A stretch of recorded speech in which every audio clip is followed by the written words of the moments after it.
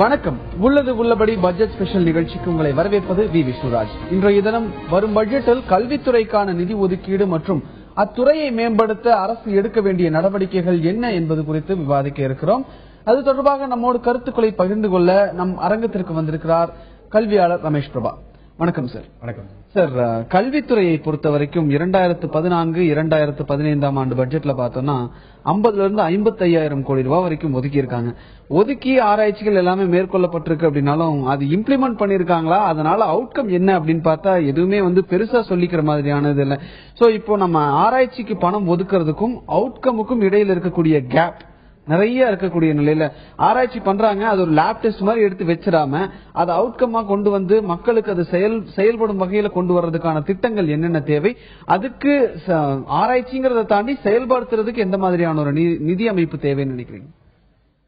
நீங்க சொன்ன மாதிரி எப்பவுமே ஒரு ஒதுக்கீடு அப்படிங்கிறது ஒரு புறம், அந்த ஒதுக்கீடு பயன்படுத்தப்பட்டது எந்த வகை. நீங்க நிறைய சமயங்கள்ல பாத்தீங்கன்னாக்க உயர்கல்வி அமைப்புகள்ல பாத்தீங்கன்னா ஒரு ஆடியோ விஷுவல் எடுக்க 10,000 கோடி அது மாதிரி பல விஷயங்களுக்கு ஒதுக்குவாங்க. அது என்னன்னா பல சமயங்கள் அப்படி ஒரு நிதி இருக்குங்கிறது தெரியாமையே திருப்பி அனுப்பப்படுறது, அடுத்த வருஷத்துக்கு போறது, இப்படி எல்லாம் பல சமயங்கள்ல உண்டு. சோ பல சமயங்கள் இதுக்கான வேலைகள் நடந்து கொண்டிருக்கலாம். நமக்கு அதுவும் தெரியப்படுத்தப்படணும். அதுவும் தெரியப்படுத்தப்படும் போதுதான் இப்ப இவ்வளவு ஒதுக்கணும், அதுல இந்த பயன்பாடுகள் நடந்துகிட்டு இருக்கு, இந்த விஷயங்கள் ப்ராக்ரஸ்ல இருக்கு அப்படிங்கிற விஷயங்களும் தெரியப்படுத்தணும். அடுத்து நீங்க குறிப்பா சொன்னீங்க இந்த ஆராய்ச்சி அப்படின்னு சொல்லிட்டு, அகைன் ஆராய்ச்சிங்கிறது எந்த திசையில் இருக்கணும், எது நேரடியாக இன்னைக்கு சமூகத்துக்கு பயனளிக்கிற ஆய்வுகள், அது ரொம்ப ரொம்ப இம்பார்ட்டன்ட். ஏன்னா இப்ப சமீப காலகட்டங்களில் நம்ம என்ன பண்றோம்னாக்க ஒரு காலகட்டத்தை ஒப்பிடும்போது திரும்ப இந்த பியூர் சயின்ஸுக்கு ஒரு மரியாதை, இன்ஜினியரிங் காலேஜஸ் தாண்டி ஒரு ஆர்ட்ஸ் அண்ட் சயின்ஸ்ல திரும்ப ஒரு பிசிக்ஸ் படிக்கிறது, ஒரு கெமிஸ்ட்ரி படிக்கிறது, மைக்ரோபயாலஜி படிக்கிறது, பிளான்ட் பயாலஜி படிக்கிறதுங்கிற ஒரு ட்ரெண்ட் மாணவர்கள் மத்தியில இருக்கு. இதை எதை நம்ம ஆறுதலா சொல்றோம்னாக்க இந்த துறைகள் எல்லாத்திலயுமே ஆய்வு மிகப்பெரிய அளவுல ஸ்கோப் இருக்கு, அதை செய்யலாங்கிற கோணத்துலதான் நம்ம சொல்றோம். அப்ப இந்த ஆய்வுகள் எப்படி இருக்கணும்னாக்க ஆசிரியர் பதவிக்கு உயர் பதவிக்கு தேவையான PhD வாங்குற ஆய்வாக மட்டும் இல்லாமல் இது நேரடியாக என்ன பயன்களை விளைவிக்க போகுது, இந்த நிதி ஒதுக்கீடு இந்த ஆய்வுல சமுதாயத்துக்கு இப்ப நேரடியா ஒன்னு ஷார்ட் டேர்ம் அல்லது லாங் டேர்ம், இந்த ரெண்டுல என்னவாக பயன்படுத்த போகுதுங்கிற அந்த ஆய்வுகளே நம்ம வரையறுக்க வேண்டிய சூழல் டெஃபினட்டா இருக்கும். ஓகே, இப்போ ஆய்வு அப்படின்னு பார்த்தோம்னா ஆராய்ச்சிக்கு மட்டும் மருத்துவத்துறைக்கு மட்டும் கடந்த பட்ஜெட்ல 4,700 கோடி ரூபாய் ஒதுக்கி இருக்காங்க. மற்ற துறைகள் அதாவது விவசாயத்துறை எல்லாம் சேர்த்து பார்த்தா 5,600 கோடி ரூபாய் வரைக்கும் ஆராய்ச்சிக்கு மட்டும் ஒதுக்கி இருக்காங்க. அதனுடைய அவுட்கம் லாங் டேர்ம்ல எப்படி இருக்கும் அப்படிங்கறத பொறுத்து தான் பார்க்க வேண்டிய நிலைதான் இருக்கு. மருத்துவத்துக்கு ஒதுக்குற ஆய்வுங்கிறது எப்பவுமே வரவேற்கத்தக்க ஒரு விஷயம், அது நமக்கு தேவை. காரணம் என்னன்னா இன்றைக்கு இந்த ஆய்வு பெரிய அளவுல நடக்காததாலதான் நிறைய பன்னாட்டு நிறுவனங்கள் இந்த ட்ரக்ஸ மிக அதிக விலையில நம்மளை எக்ஸ்ப்ளாய்ட் பண்றதும், அல்ல இன்னும் பல விஷயங்களுக்கு என்ன மருந்து கண்டுபிடிக்கப்படலன்னு சொல்லிட்டு இருக்கிறதும், இருக்கிற விஷயங்களே ரொம்ப சக்திக்கு மீறினதாக இருக்கும்ங்கிறது வகையில, அந்த வகையில மருத்துவத்துறைக்கான ஆய்வுங்கிறது கண்டிப்பாக அவசியம், அது சந்தேகமே இல்லை. பட் அதோட இணைந்து அந்த விவசாயத்துக்கு சொன்னீங்க பாத்தீங்களா, அப்ப இதை ஒப்பிடும் போது இதை விட பல மடங்கு அதுக்கு அவசியம் இருக்கு. அப்ப இந்த விவசாயத்துக்கான ஆய்வுக்கான தொகைங்கிறது பத்தாது, கண்டிப்பா பத்தாது, அது இன்னும் அதிகப்படுத்தப்படணும். ஏன்னா அந்த திசையில தான் நம்ம இன்னும் திரும்ப நமக்கு இருக்கிற சிக்கல் என்னன்னாக்க எப்படி ப்ரொடக்டிவிட்டியை இம்ப்ரூவ் பண்றது, எந்த மாதிரி விஷயங்களால ப்ரொடக்டிவிட்டி இம்ப்ரூவ் பண்ண முடியும் அப்படிங்கும்போது இந்த வேளாண் துறைக்கு முக்கியத்துவம் சற்று அதிகம் தேவை. அந்த துறைகளுக்கான ஆய்வு இந்த தொகை போதாது, கண்டிப்பா இன்னும் சற்று அதிகமாக இருந்தால்தான் அது பயன்பெறும். ஓகே, இப்போ கல்வித்துறையை மேம்படுத்தணும், மக்கள் அதாவது மாணவர்கள் அதிகமா படிக்கணும் அப்படின்றதுக்காக எஜுகேஷன் லோன் அப்படின்ற விஷயம் கடந்த வருடம் அது எளிமையாக்கப்படும் அப்படின்னு சொல்லி அறிவிப்புகள் வெளியாச்சு. அது உண்மையாலுமே எளிமையாக்கப்பட்டதா? எளிமையாக்கப்பட்டிருக்கலாம்.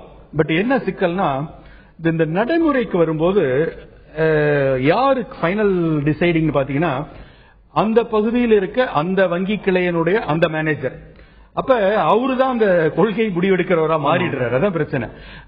நானே நேரடியாக சில முறைகள் அவங்க சொல்லுவாங்க, நீங்க எத்தனை % வாங்கி இருக்கணும், இது இன்னும் ஒரு பெரிய பட்டியல் கொடுப்பாங்க. நான் ஒரு முறை ஒரு வங்கியில ஒரு கியூரியாசிட்டிக்காக அந்த ஆர்பிஐயோட கைட்லைன்ஸ் வாங்கி நேரடியா நானே பார்த்தேன். இவங்க கேட்கறதுல எதுவுமே அதுல இல்ல. ஒரு 4 லட்சம் ரூபாய் வரைக்கும் எந்த ஷூரிட்டியும் தேவை கிடையாது. அவங்க மதிப்பெண்கள் அடிப்படையில் இது கிடையாது. இந்த மாதிரி எல்லாமே சொல்லப்பட்டிருக்கு.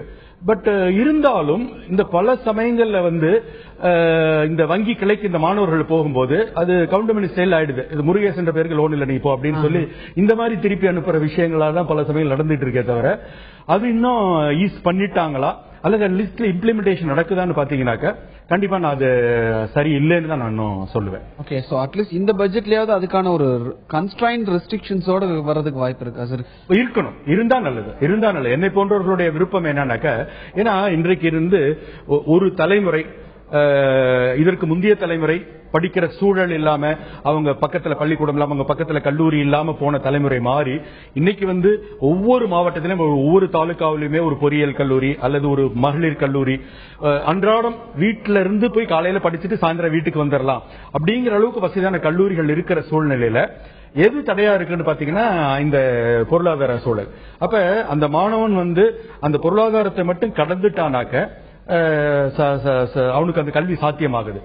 பல சமயங்கள்ல இதனோட ஃபெயிலியர் ரேட் திருப்பி கட்டுறதில்லை அப்படிங்கிற நான் அதை ஒத்துக்கவே மாட்டேன். காரணம் என்னன்னு கேட்டீங்கன்னா, எல்லா துறையிலும் இருக்க மாதிரி 1% வேணா இருக்கலாம். முடிந்த வரை பாத்தீங்கன்னா நம்ம பிள்ளைகள் ஜெனுனா தான் வாங்கின கடனை திருப்பி கட்டுற ஒரு இன்டென்ஷனோட அதுக்கு ஒரு காலவரையறை கொடுக்கப்பட்டிருக்கு. நீங்க படிச்சு முடிச்சு வேலைக்கு சேர்ந்து இத்தனை ஆண்டுகள்னு அதுக்குள்ள பண்றவங்களா தான் இருக்கிறாங்க. அப்படி பார்த்தோம்னா நம்ம பலாயிரம் கோடி ஏக்கிற தொழிலதிபர்களை நம்ம என்ன பண்றோம், அவங்கள விட்டுறோம். அதுல ஒரு 2 லட்சம் பிள்ளைகள் படிக்கலாம் அந்த தொகையில அப்ப இதை மட்டும் நம்ம பெரிதுபடுத்தி ஏதோ இவங்க எல்லாம் திருப்பி கட்டாதவர்கள் மாதிரி ஒரு ப்ரொஜெக்ட் பண்றோம். சோ அது ஒரு தலையாய பண்ணி அதுல அந்த நிதி ஒதுக்கீடுங்கிறது ஒரு புறம் இருக்கிற வேலை, அது எப்படி நடைமுறைப்படுத்தப்படுது, அந்த ப்ரொசீஜர்ஸ் எப்படி சிம்பிளிஃபை பண்ணப்படுதுங்கிறத அந்த எக்ஸிகியூஷன் இப்ப பல விஷயங்களுக்கு நம்ம என்ன பண்றோம், இந்த பிரச்சனை இருக்கா, இது ஒரு அவசர இந்த தொலைபேசி எண்ணுக்கு போகணும் அப்படிங்கிற மாதிரி மாணவர்கள் நேரடியா போனீங்களா? ஏன்னா பல இடங்கள்ல எனக்கு இப்ப நான் நேரடியா மாணவர்களை சந்திக்கும் போது எனக்கு சொல்றது என்னன்னா, அந்த பேங்க் உள்ளே விட மாட்டேங்கிறாங்க. அந்த பையனுக்கு அந்த உள்ள போறதுக்கே அனுமதி கிடையாது. இப்ப எதுக்கு நீங்க அதெல்லாம்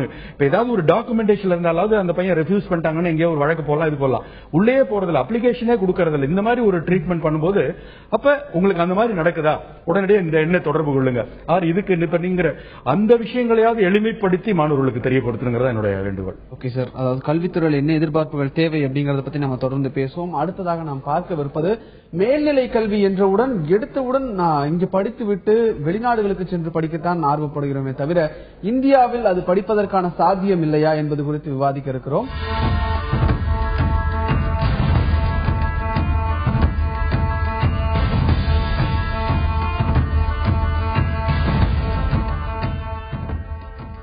நிகழ்ச்சியில் கல்வித்துறைக்கு இந்த பட்ஜெட்டில் என்ன தேவை, என்னென்ன எதிர்பார்க்கிறார்கள் என்பது குறித்து விவாதித்துக் கொண்டிருக்கிறோம். சார், இப்போ படிச்சு முடிச்சுன்னையும் எல்லாரும் ஃபாரின்ல போய், அதாவது ஹையர் செகண்டரி முடிச்சுன்னையும் நான் காலேஜ் பண்றதே ஃபாரின்ல போய் பண்ணணும் அப்படிங்கிற ஒரு தாட் இருந்துட்டு இருக்கு.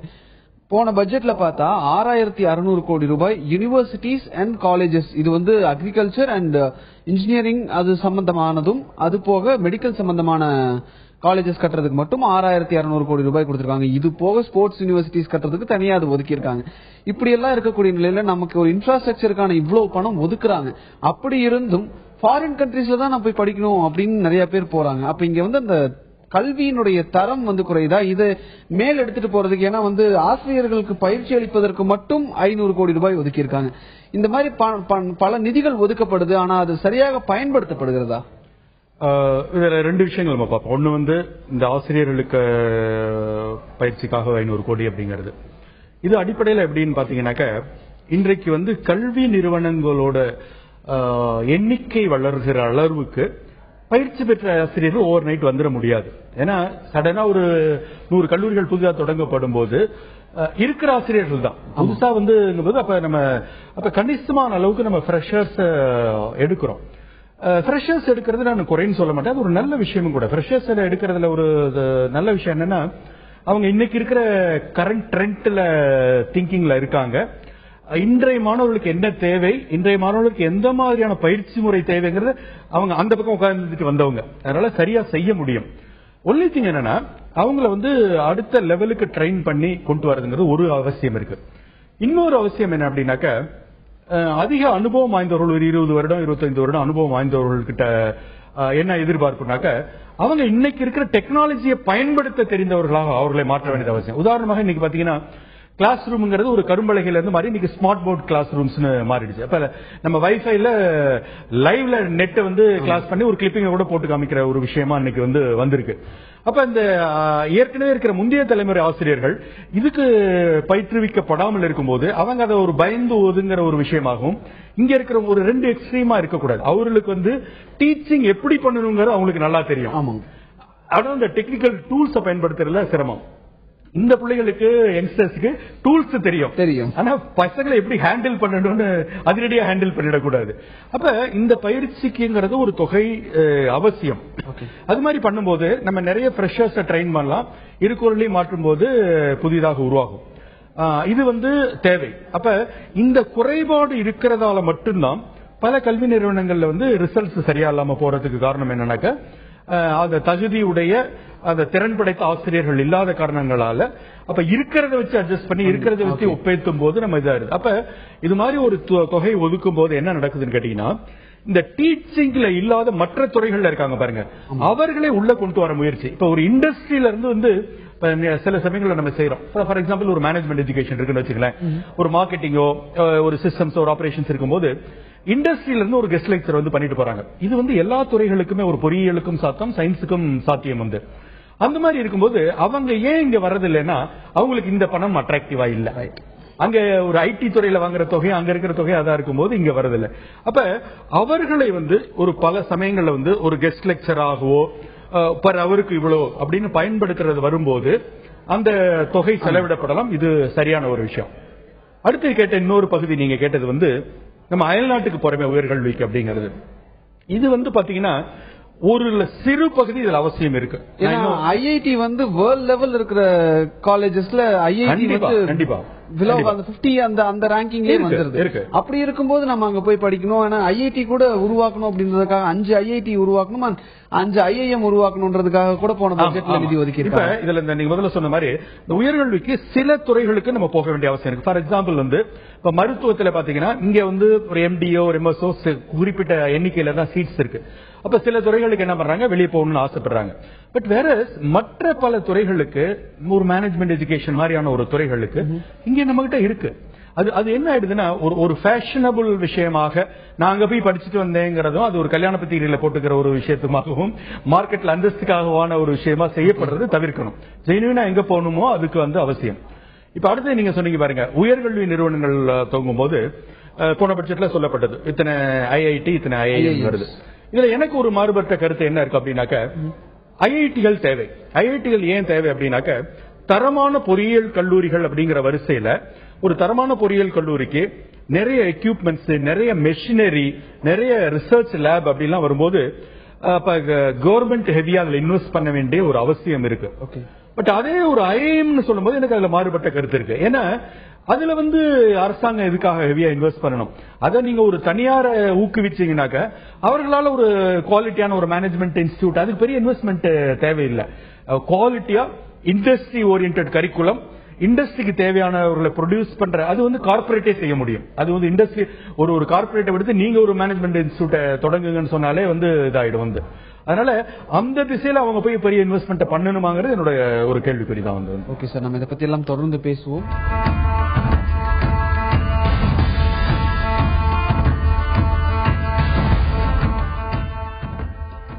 நம் விவாதத்தில் இணைவோம். விவாதத்தில் இணைவதற்கு முன்பாக பட்டதாரி ஆசிரியர் கழகத்திலிருந்து எதிர்பார்ப்புகள், அதாவது பட்ஜெட் குறித்த எதிர்பார்ப்புகள் என்ன என்று கூறியிருக்கிறார்கள், அதை தற்போது பார்க்கலாம். தமிழக பள்ளி கல்வித்துறையிலே தாய்மொழி கல்விக்கு உத்தரவாதம் அளிக்கப்பட வேண்டும். நிதி ஒதுக்கீடு செய்யும் பொழுது தற்போது உள்ள 3.5% நிதியை குறைந்தபட்சம் 6% உயர்த்தப்பட வேண்டும். அதுபோல பள்ளி பணிகளிலே எந்தவித கால தாமதங்களும் ஏற்படாமல் உடனடியாக கவனிக்கப்பட வேண்டும். ஒரு மாணவன் ஒரு வகுப்பு ஆசிரியர் இல்லாமல் கடந்துவிட்டால் அவனுக்கு மீண்டும் பாடம் நடத்த முடியாது. ஆசிரியர் பணியிடங்களை நிரப்புவதில் முக்கிய கவனம் செலுத்த வேண்டும். பாடத்திட்டங்கள் மாற்றி அமைக்கப்பட வேண்டும். உலக தரம் வாய்ந்ததாக இருக்க வேண்டும். உலக அளவில் ஒப்பிடும்பொழுது நாம் 102வது இடத்தில் இருக்கிறோம். பாடத்திட்டங்களை ஆசிரியர் மாணவர் உறவுகள் மேம்படும்படியாக மாற்றி நாம் அதில் உலக நாடுகளோடு போட்டி போடும் அளவிலே பாடத்திட்டங்களை மாற்றி நாம் அமைக்க வேண்டும். அரசு பள்ளிகளிலே உள்கட்டமைப்பு வசதிகளை மேம்படுத்த வேண்டும். முக்கியமாக ஆய்வகங்கள் இல்லாத அநேக பள்ளிகள் உண்டு, கழிப்பறைகள் இல்லாத பள்ளிகள் உண்டு, நீர்வசதி இல்லாத பள்ளிகள் உண்டு. இவை அனைத்திற்கும் அரசு முழு கவனம் செலுத்தி அது சிறப்பாக செயல்பட தனியார் பள்ளிகளோடு அதற்கு இணையாக செயல்படும்படியாக பள்ளி தரத்தை மேம்படுத்த வேண்டும். பள்ளிகளில் தரம் உயர்த்தப்படும் பொழுது அனைத்து அம்சங்களையும் கணக்கில் கொண்டு எல்லாவற்றிலும் தரம் உயர்த்தப்பட வேண்டும். மாணவர்களுடைய கிராமப்புற மாணவர்களுடைய கல்வி மேம்பட கூடுதலாக மாலை நேரங்களில் ஒரு பஸ்ஸை இயக்கலாம். அது மட்டுமல்ல, பள்ளிக்கூடத்தில் மாணவர்களுடைய எண்ணிக்கை 2 மடங்காக மாறியதால் வகுப்பறைகள் இல்லாமல் வறண்டா மற்றும் மரத்தடிகளில் பாடம் புகட்டப்படுகிறது. ஆகவே கூடுதலாக ஆய்வகக்கூடங்கள், ஆய்வுக்கூட உபகரணங்கள், வகுப்பறைகள், கணனிகள், கணனி பயிற்றுனர் போன்றவை அளிக்கப்பட்டால் கிராமப்புற மாணவர்களுடைய கல்வி மேம்படும். சார், இப்ப இவங்க சொல்றதுபடி பார்த்தா கல்வித்துறையில A to Z எல்லாமே மாற்றங்கள் கொண்டு வர வேண்டிய ஒரு சூழ்நிலை தான் இருக்குன்ற மாதிரி இருக்கு. இப்போ வேகன்சிஸ் அப்படின்னு பார்த்தா ஆசிரியர்கள் வேகன்சி வந்து ஒரு 50% வரைக்கும் இருக்கு அப்படின்ற ஒரு கருத்து இருக்கு. வேகன்சிஸ் இருக்க காரணம் என்ன? ஆசிரியர்கள் பற்றாக்குறையா இல்ல ஆசிரியர்களுக்கு நிதி ஒதுக்க முடியாத ஒரு சூழ்நிலையா? 2 விஷயம். இப்ப அவர்கள் சொன்ன கோரிக்கைகள்ல பாத்தீங்கன்னா 2 விஷயம் நல்ல விஷயங்கள் சொன்னாங்க. அரசு பள்ளிகள் தரம் உயர்த்தப்படும் போது நம்ம தகுதிக்கு மீறி தனியார் பள்ளிகளுக்கு போக வேண்டியது இல்லைங்கிற ஒரு நல்ல கருத்து சொன்னாங்க. அதே மாதிரி கிராமப்புற பள்ளிகளுக்கான முன்னுரிமை அப்படி 2 நல்லா சொன்னாங்க. நீங்க கேட்கிற அந்த ஆசிரியர்கள் சார்ந்த விஷயத்துல வந்து 2 நிலை. ஒன்னு வந்து ஒரு புறம் நம்ம பாக்குறோம் வந்து பற்றாக்குறை, இவ்வளவு பேர் ஆசிரியர் வேகன்சி இருக்கின்றோம். இன்னொரு புறம் பாத்தீங்கன்னாக்க நான் எம்ப்ளாய்மெண்ட் எக்ஸ்சேஞ்சில் பதிவு பண்ணி வச்சுட்டு இத்தனை வருஷமா காத்துட்டு இருக்கேங்கிற ஒரு நிலை இருக்கு வந்து. அதனால எனக்கு முற்றிலுமா பற்றாக்குறைன்னு நான் சொல்ல மாட்டேன். வந்து நம்ம வந்து அந்த தேர்வு செய்யறதுக்கான வழிமுறைகளை எளிமைப்படுத்துவதும் அந்த தேர்வு செய்வதை உடனடியாக செய்யறதும் இந்த 2 தான். ஏன்னா ஒண்ணு வந்து பல சமயங்கள் பாத்தீங்கன்னா இப்ப ஒரு கல்லூரிக்கே வரும்போது எடுக்கும்போது நம்ம வந்து ஒரு PhD சில பதவிகளுக்கு வேணும்னு சொல்றோம் வந்து. பட் அந்த PhD ரொம்ப கொஞ்சம் டீப்பா ஆராய்ஞ்சு பாத்தீங்கன்னா அது பெரிய ஒரு ரிசர்ச் பண்ணி ஒரு பெரிய கண்டுபிடிப்புகளுக்கு வந்து PhD கிடையாது. 3 வருஷம் ஆகி ஒரு பெரிய ஒரு சாதாரண தீசிஸா இருக்கும், ஒரு சாதாரண தலைப்பா இருக்கும். அந்த தலைப்புல சமுதாயத்துக்கு எதுவும் பயன் இருக்காது. இவர் பண்ணி ஒரு கைடிட்ட பண்ணி ஒரு முன்னேற்ற இப்ப இதனால மட்டும் அவர் ஒரு சிறப்பான ஆசிரியரா ஆகிட முடியாது. அது இல்லாத இருக்கிற ஆசிரியர்கள் நல்ல அனுபவம் இருக்காங்க. 2வது வந்து இண்டஸ்ட்ரி எக்ஸ்போஷர், ஜர்னல் பப்ளிகேஷன்ஸ், இந்த மாதிரியான தகுதிகளை ஒரு பக்கம் பார்க்கணும். இன்னொரு பக்கம் பல சமயங்கள்ல இந்த அரசு சார்ந்த ஆசிரியர் பதவிகள் வரும்போது எதிர்பார்ப்புகள், நான் சொல்ல வர எதிர்பார்ப்புகள் என்ன உங்களுக்கு தெரிஞ்சிருக்கும். பல பக்கத்துல இருந்து வர எதிர்பார்ப்புகள் அதுல வந்து தேங்கி அது நடக்காததால காலம் கடத்திக்கிட்டே இருக்கிறது பாருங்க. அது தகுதி உடனடியாக செய்யணும். ஒன்னு நிரப்பணும்னாக்க இத்தனை எனக்கு அன்னைக்கு வந்து ஒரு அரசு பள்ளி ஒரு 3-4 அரசு பள்ளி இருக்கிற ஒரு கிராமத்துக்கிட்ட ஒரு கல்வி நிகழ்ச்சிக்காக போயிட்டு வரேன். அப்ப போயிட்டு வரும்போது அந்த ரிசல்ட்ஸ் எல்லாமே ரொம்ப சிறப்பா இருக்கு, நல்ல பர்சன்டேஜ் எல்லாம் வருது. அந்த ஆசிரியர்கள் மெனக்கிட்டு எல்லாம் செய்யறாங்க. பட் எல்லாம் செஞ்சு முடிச்சுட்டு கடைசியா சொல்றாங்க எங்க இதுல +2 வரைக்கும் கணக்கு டீச்சர் கிடையாது சார் அப்படின்றாங்க. பட் அதை தாண்டி அவங்க 80%, 90% அப்ப அந்த இருக்கிற ரிசோர்சஸே வச்சு அவங்களே மேனேஜ் பண்ணி மேபி ஒரு பிசிக்ஸ் வாத்தியார் கணக்கு நடத்துறாரு, இல்ல கெமிஸ்ட்ரி வாத்தியார் கணக்கு நடத்துறாரு.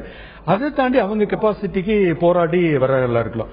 அப்ப இந்த ஆசிரியர்களை நிரப்புறதுங்கிறது உடனடியா செய்யணும். அதை வந்து 2 வருடங்களா காலியா இருக்கு, 3 வருடங்களா காலியா இருக்கு. எனக்கு வந்து ஆட்கள் இல்லைங்கிறது பற்றாக்குறைங்கிறத நான் ஒத்துக்க மாட்டேன். ஓகே சார், இந்திய கல்வித்துறையில இந்த பட்ஜெட்ல போன பட்ஜெட்ல இவ்வளவு ஒரு 55,000 கோடி ஒதுக்கி இருக்காங்க. அதுல இம்ப்ளிமெண்டேஷன் ப்ராசஸ்ல நிறைய விஷயங்கள் இருக்கலாம், ஒரு சில விஷயங்கள் இம்ப்ளிமெண்ட்டும் ஆயிருக்கலாம். இந்த வருடம் பட்ஜெட்ல ஏன்னா அவங்களுக்கு வந்து கடந்த வருடம் பார்த்தா ஆட்சிக்கு வந்து 1.5 மாதங்கள்ல வந்து இது பண்ணாங்க. இப்போ ஒரு 6 மாசம் டைம் கிடைச்சிருக்கு. ஒரு பிரீதிங் ஸ்பேஸ், என்ன நடக்குது, என்னென்ன தேவைகள் இருக்கு அப்படின்றத பாக்குறதுக்கு ஒரு பிரீதிங் ஸ்பேஸ் மாதிரியாவது ஒரு 6 மாசம் கிடைச்சிருக்கு. இந்த பட்ஜெட்ல கல்வித்துறைக்கு இதுதான் எங்களுடைய எதிர்பார்ப்பு அப்படின்னு சொன்னா சுருக்கமா எந்தெந்த விஷயங்களை சொல்லுங்க? 2 விஷயம். போன வருடம் வந்து அவர்கள் சொன்னதுல எனக்கு பிடிச்ச அண்ட் அது ஒரு நல்ல பாராட்டப்பட வேண்டிய ஒரு அம்சம்ங்கிறது இந்த ஸ்கில் டெவலப்மெண்ட். போன தடவை அதுக்காக தனி நேஷனல் ஸ்கில் டெவலப்மெண்ட் கார்பரேஷன் ஒன்று தொடங்கி அதுக்காக நிதி ஒதுக்கினதுங்கிறது வந்து பாராட்டு. பட் அது வந்து எந்த அளவுக்கு இம்ப்ளிமெண்ட் செய்யப்பட்டு இருக்கு, இந்த வருடம் அது சற்று அதிகப்படுத்தப்படணும். ஏன்னா இன்றைக்கும் இருக்கிற மிகப்பெரிய குறைபாடு என்னன்னா பட்டத்துல ஒரு ஃபேக்டரி மாதிரி நம்ம ப்ரொடியூஸ் பண்ணி வெளியில கொடுத்துறோம். பட் அது பினிஷ்டு ப்ராடக்டா குறையில்லாத ஜீரோ டிஃபெக்ட் ப்ராடக்டான்னு அனலைஸ் பண்ணி பார்த்தோம்னா குவாலிட்டி கண்ட்ரோல் கிடையாது. அப்ப அந்த குவாலிட்டி கண்ட்ரோல் எங்க தேவைப்படுதுன்னா, ஒன்னு படிச்சுட்டு இருக்கும் போது ஸ்கில் டெவலப்மெண்ட், அல்லது படிச்சு முடிச்ச உடனே ஸ்கில் டெவலப்மெண்ட். இந்த ரெண்டுல ஒரு விஷயத்தை இன்னும் சற்று முக்கியத்துவம் கொடுத்து அதை நிதி ஒதுக்கீடு செய்து செய்யலாம். அடுத்து நீங்க சொன்ன மாதிரி அடுத்து கவனம் செலுத்த வேண்டியதா ஆராய்ச்சி. அந்த ஆராய்ச்சிக்கான ஃபண்டிங் கண்டிப்பா தேவை. பட் அது எந்த திசையில போகணும், இப்ப எப்படி போன முறை மருத்துவத்துக்கு சொன்னோம், அதே மாதிரி நீங்க குறிப்பிட்ட மாதிரி விவசாய சார்ந்த ஆராய்ச்சி அப்படிங்கிறது டெஃபினட்டா இன்னைக்கு வந்து அதிகமாக கவனம் செலுத்தப்பட வேண்டிய ஒரு ஏரியா. சோ அதுக்கும் ஒரு நிதி ஒதுக்கீடு கண்டிப்பாக தேவை. ஓகே சார், இவ்வளவு நேரம் கல்வித்துறையில இந்த பட்ஜெட்ல என்னென்ன எதிர்பார்ப்புகள் இருக்கு அப்படின்றத பத்தி விளக்கங்கள் கொடுத்தீங்க. உங்க தகவல்களுக்கு நன்றி. நன்றி. இந்த வருடம் பட்ஜெட்டில் கல்வித்துறையின் முக்கிய எதிர்பார்ப்பு என்ன என்று பார்த்தால் ஸ்கில் டெவலப்மெண்ட், அதற்காக தனியாக நிதி ஒதுக்கப்பட வேண்டும். மாணவர்களுக்கு ஸ்கில் டெவலப்மெண்ட் என்பதற்கான வகுப்புகள் மற்றும் திட்டங்கள் கொண்டு வரப்பட வேண்டும் என்பது ஒன்று. மற்றும் ஆராய்ச்சிக்கு கடந்த வருடத்தை விட இந்த வருடம் அதிகமாக நிதி ஒதுக்க வேண்டும் என்பதே கல்வியாளர்களின் கருத்தாக இருக்கிறது. மீண்டும் மற்றொரு துறையுடன் நாளை இதே நிகழ்ச்சியில் உங்களை சந்திக்கிறேன். அதுவரை இணைந்திருங்கள் தந்தை டிவியுடன்.